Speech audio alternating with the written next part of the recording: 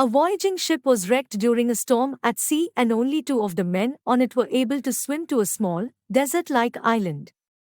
The 2 survivors, who have been good friends, not knowing what else to do, agreed that they had no other recourse but to pray to God. However, to find out whose prayer was more powerful, they agreed to divide the territory between them and stay on opposite sides of the island. The first thing they prayed for was food.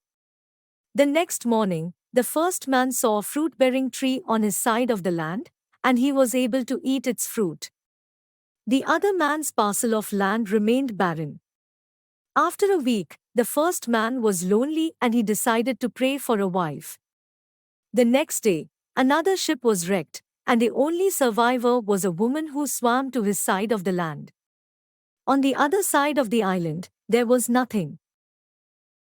Soon the first man prayed for a house, clothes, more food. The next day, like magic, all of these were given to him. However, the second man still had nothing. Finally, the first man prayed for a ship, so that he and his wife could leave the island. In the morning, he found a ship docked at his side of the island. The first man boarded the ship with his wife and decided to leave the second man on the island. He considered the other man unworthy to receive God's blessings since none of his prayers had been answered. As the ship was about to leave, the first man heard a voice from heaven booming, "Why are you leaving your companion on the island? My blessings are mine alone since I was the one who prayed for them," the first man answered. His prayers were all unanswered and so he does not deserve anything.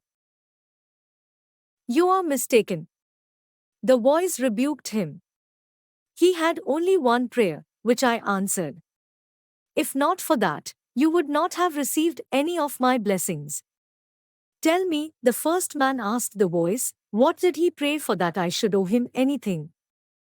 "He prayed that all your prayers be answered." Moral: for all we know, our blessings are not the fruits of our prayers alone, but those of another praying for us, congregational prayer.